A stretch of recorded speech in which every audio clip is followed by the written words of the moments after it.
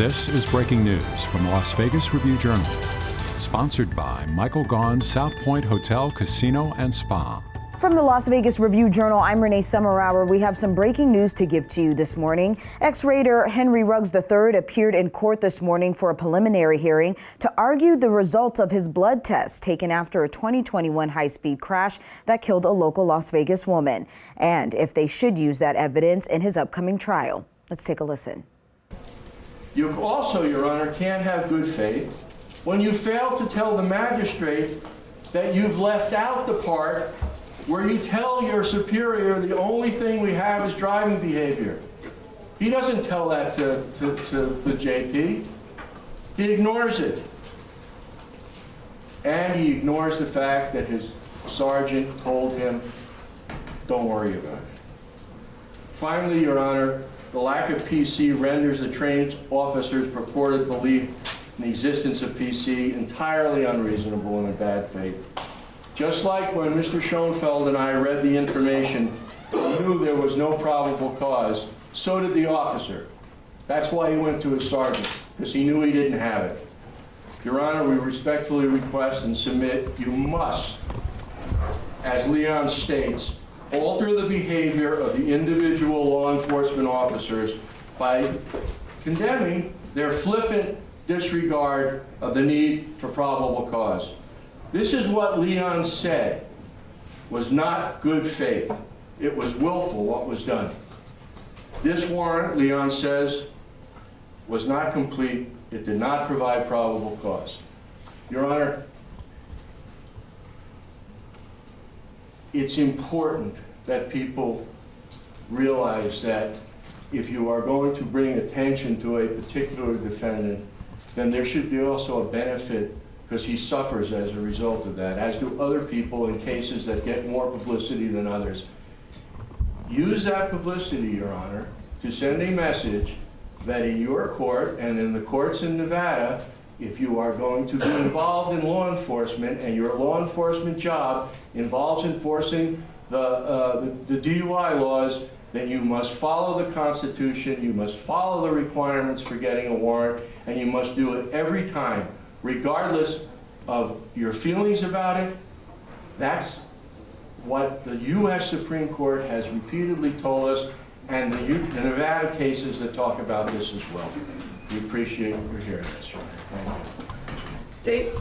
May it please the Court, Eric Ballin from State Bar number 9755. I would like to just open by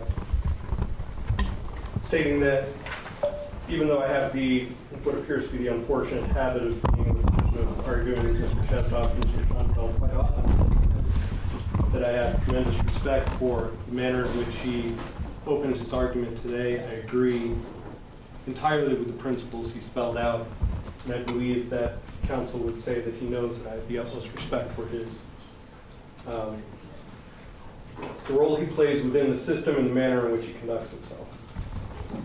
Despite the fact that we may disagree on some of the points before the court today. I believe I laid out in my pleadings the reasons for why I believe the warrant should be upheld on its face. I don't think they require much more explanation here. I would, as counsel did, I'd like to focus primarily on the good faith issue. I think I would characterize the conversation the officer had with his sergeant in a different manner than Mr. Chesnoff would. It appears that we have an officer who told his sergeant, this is what I have. The sergeant said, you have enough to get a warrant. I don't think the conversation was, don't worry about probable cause. I think the response was, that'll get you a warrant every time.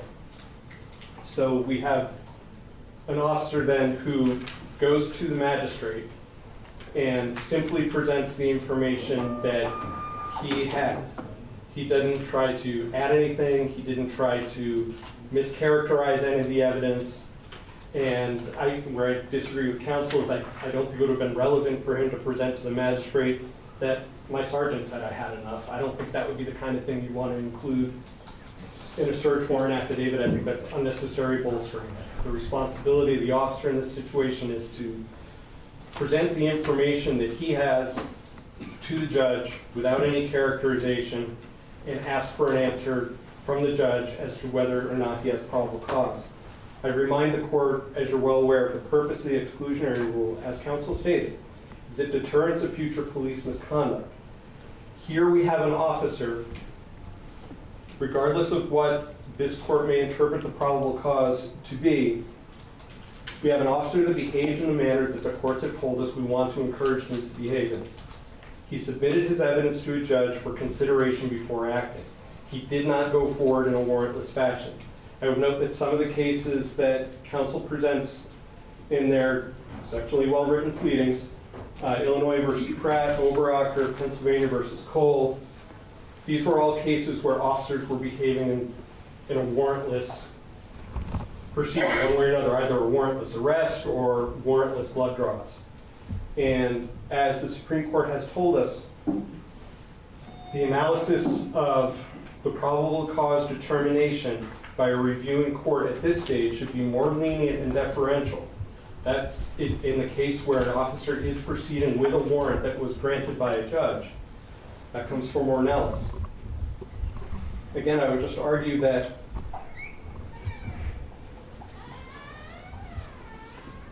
I don't see anything, and I would argue to the court that there is no conscious recognition by the officer that he does not have probable cause.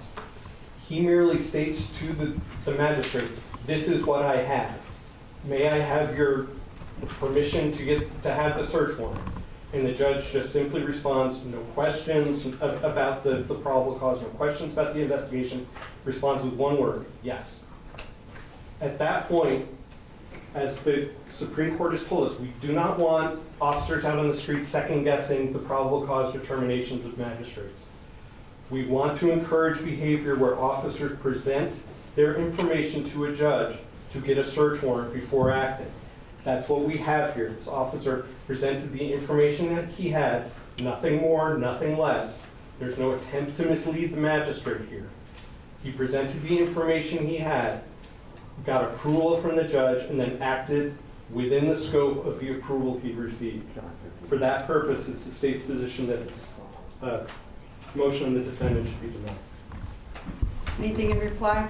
Just briefly, Your Honor.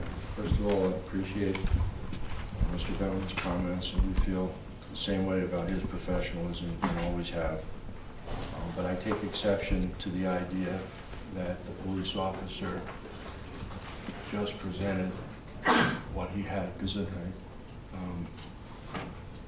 the officer says, recorded in his own words, the only thing we have here is driving behavior. That's consciousness by him that he knows he doesn't have any of the indicia of probable cause that you need to get a warrant. So what he is doing is transforming this from a warrant request to basically just an exigency per se, and we get to take the blood. It's not, it's in his own words. And then the topper, Your Honor, it's not a sergeant giving guidance, which is why the officer made that comment.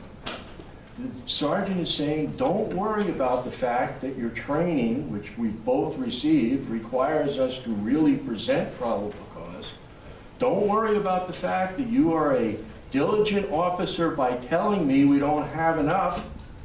He then tells him, don't worry about it. That in itself, Your Honor, bespeaks the fact that they both were aware of the fact that they didn't have enough, but according to the sergeant, it doesn't matter. And that's what's wrong. It does matter. And it has to matter, because if it doesn't matter, then we are a lawless society. We don't follow the rules. That officer knows that there wasn't enough. The sergeant knew there wasn't enough and said, basically, don't worry about it. That's unconscionable, Your Honor. That's not the Nevada. You know, Nevada's a very interesting place, Your Honor. We have rights and protections that other states don't have. It's one of the things that I've always taken great pride in as a lawyer from Nevada, is that we have laws and protections because Nevada is a place that believes in freedom. And freedom is based on the Constitution. And if the police officers ignore the Constitution, after being told for years by the Supreme Court what to do, we're in trouble, Your Honor. Please grant the motion. All right, so I've reviewed everything and listened to your arguments. This warrant call was initiated approximately 5:13 in the morning. So this accident occurred in the middle of the night. I don't think anybody disagrees about that. Mr. Ruggs, your car was traveling at a high rate of speed, weaving in and out of traffic. That was the information. Your car collided with another car, which resulted in the death of the driver and her dog. Defendant's passenger, Mr. Ruggs' girlfriend, informed the police officers that they've been at Topgolf and had drinks there. She did not say, I had drinks there. She did not say we had drinks there. She did not say that Mr. Ruggs wasn't drinking. She did not say that Mr. Ruggs was the designated driver. Mr. Ruggs said that he was on his way home from home, which really makes no sense. Mr. Ruggs did not say that he had not been drinking. In fact, after his initial statement, he refused to answer any other questions. There's obvious time constraints in applying for a search warrant for a blood draw. Under the totality of the circumstances, there is more than sufficient evidence for a finding of probable cause for the issuance of the search warrant in this case. Nobody has mentioned so far that Mr. Ruggs was seriously injured in this accident and transported to the hospital, so he would have been unable to submit to field sobriety tests. Coupled with his refusal to answer questions, this does not result in a reward. The motion to suppress is denied. Your Honor, can I just, for the record, I think it was pretty clear that the representations about the passenger, whether she had been drinking, there's no mention of Mr. Ruggs whatsoever. A comment that home to home is equally consistent, Your Honor, with being the victim of being in an accident and suffering head injuries. I obviously respect that the court's made a ruling, and thank you. Thank you. You've been watching breaking news from the Las Vegas Review-Journal, sponsored by Michael Gaughan's South Point Hotel, Casino, and Spa.